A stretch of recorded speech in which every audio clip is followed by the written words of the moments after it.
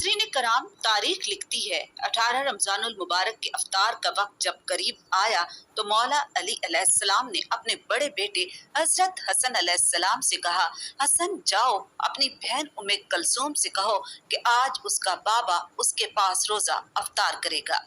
बीबी उम्मे कलसूम इमाम अली अलैहिस्सलाम के लिए दूध, नमक और जौ की रोटी का एहतमाम किया।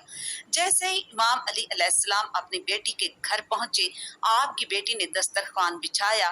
अफ्तार का वक्त करीब आने लगा। इमाम अली अलैहिस्सलाम जैसे ही दस्तरखान पर बैठे, आपने अपनी बेटी को देखकर फरमाया, ए मेरी बेटी कुलसूम, तुमने देखा है तुम्हारे बाबा के दस्तरखान पे एक से ज्यादा ताम कभी मौजूद हुआ है? ये तीन तीन ताम क्यों रखे गए हैं? ए बीबी कलसूम, इस जमीन पे सैकड़ों अल्लाह के बंदे रहते हैं जो एक ताम भी पेट भर के नहीं खाते, और मैं उनका इमाम तीन तीन ताम खाऊं? दस्तरखान से दो ताम उठाओ, किसी मुस्तहक को दे दो। बीबी ने चाहा कि मैं दूध को इमाम अली अलैहिस्सलाम के लिए रखूं और नमक को उठा लूं। जैसे ही बीबी ने नमक उठाना चाहा, इमाम अली अलैहिस्सलाम फरमाने लगे, ये दूध पड़ोस के यतीम बच्चों को दे दो। नाज़रीन कराम, सिर्फ यही नहीं और भी बहुत सारी मिसालें मेरे मौला अली अलैहिस्सलाम की मौजूद हैं। मौला अली ने नमक से रोजा अफ्तार किया और इबादत में मशगूल हो गए। आप इबादत भी करते और आसमान की तरफ भी देखते। आ गई वो रात जिसका वादा किया गया था। सहरी का वक्त हुआ, रोजे की नियत की और मस्जिद कूफा की तरफ रवाना हुए। घर में जितने भी परिंद चिरिंद थे सब कदमों में लिपट गए और अपनी अपनी जबान में कहने लगे, ए मौला अबू तराब, रुक जाए। 19 रमजान फजर की नमाज के लिए मस्जिद कूफा पहुंचे। आजान दी, आजान गूंजने लगी तो पूरी कायनात में सोग बर्पा हो गया। चरिंद परिंद जिन्नात चीखने लगे। जिब्राइल अलैहिस्सलाम ने तमाम इंसानों से कहा, ए इंसानों, आज आखिरी मर्तबा अली की आवाज में आजान सुन लो। मौला अली अलैहिस्सलाम अजान देकर मुसल्ला इबादत पे आए। जैसे आपने सजदा किया तो अब्दुर्रहमान इब्ने मुलजम जहर आलू तलवार लेकर मस्जिद कूफा पहुंचे और आपके सर पर वार किया। मस्जिद कूफा में कयामत बर्पा हो गई। तमाम चाहने वाले सर पीटने लगे। कुछ चाहने वाले इस मलून को ढूंढने लगे तो कुछ मौला अली अलैहिस्सलाम के सर का खून साफ करने लगे। मौला अली ने फरमाया, ए हसन, ये नमाज फजर का वक्त है, नमाज मुकम्मल कराओ और उसके बाद मुझे देखना। इमाम हसन अलैहिस्सलाम ने नमाज फजर मुकम्मल कराई। इतने में मलून अब्दुर्रहमान इब्ने मुलजम को पकड़कर आपके सामने पेश किया गया। कुछ चाहने वाले शहद का शरबत बनाकर इमाम अली अलैहिस्सलाम के लिए लाए। मौला अली अलैहिस्सलाम अपने कातिल के चेहरे पर खौफ देखा। अपने चाहने वालों से फरमाने लगे, इस शहद की मुझे नहीं, मेरे कातिल को ज्यादा जरूरत है। ये शरबत इसको पिला दो। और देखो, उसने मुझ पे एक वार किया है, इस पर एक ही वार करना, और अगर ये जिंदा बच जाए तो इसे आजाद कर देना। तमाम चाहने वाले आपके अदल इंसाफ को देखकर ज़ारो कतार रोने लगे। आपने अपने बेटों से कहा, हसन, हुसैन, अब्बास, मुझे घर ले चलो। आपके चाहने वाले भी ज़ारो कतार रोते हुए साथ जाने लगे तो आपने साथ जाने से मना कर दिया।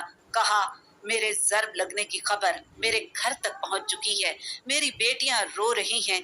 मैं नहीं चाहता कि उनके रोने की आवाज आप लोगों तक पहुंचे। इमाम अली अलैहिस्सलाम घर तशरीफ लाते हैं।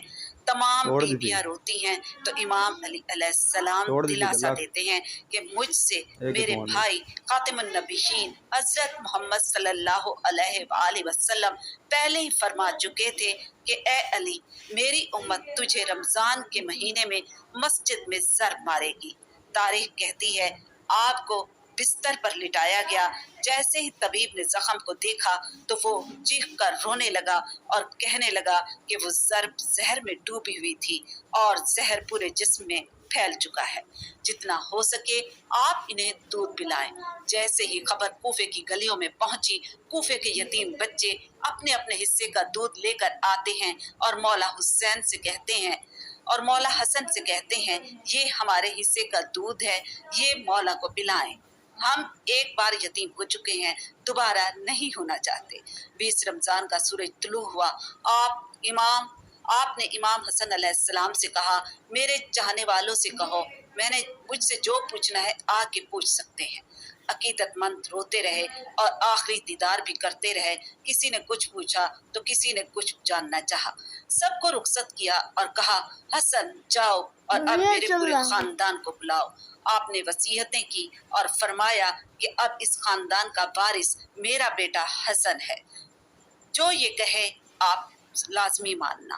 آپ نے کہا میرا جنازہ اٹھانے میں کسی اور کو شریک مت بنانا، آگے سے میرا جنازہ جبرائیل اور میکائیل اٹھائیں گے اور پیچھے سے حسن اور حسین تم اٹھانا اور اونٹنی پہ رکھ دینا، جہاں وہ اونٹنی رکے وہاں میری قبر بنی ہوئی ہوگی، اور میری قبر کا کسی انسان کو مت بتانا، کیونکہ اللہ کے دین کے دشمن چاہیں گے کہ میری قبر کھود کے میرے جسم کی بے حرمتی کریں۔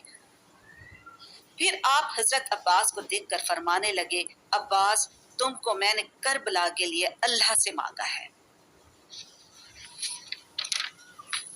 باری باری سب کو نصیحتیں کی، وصیتیں کی، کربلا کے بارے میں بتایا اور کہا سلام یا رسول اللہ۔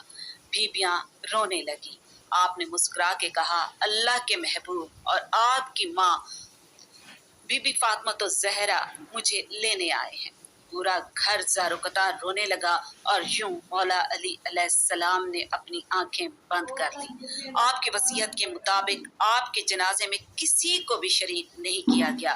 آپ کے جنازے کو پیچھے سے حسن و حسین نے اٹھایا اور آگے سے خود بخود اٹھنے لگا اور ایک نورانی اونٹنی ظاہر ہوئی اور جنازے کو اس پر رکھ دیا گیا۔ وہ کوفے سے باہر چلتی گئی، ایک ویران جگہ پہ جا رکی جہاں ایک چمکدار پتھر موجود تھا۔ جیسے امام حسن حسین نے اس پتھر کو ہٹایا تو اس پتھر کے نیچے قبر بنی ہوئی تھی اور اس پتھر پر لکھا ہوا تھا کہ قبر اللہ کے نبی نوح علیہ السلام نے بنائی ہے۔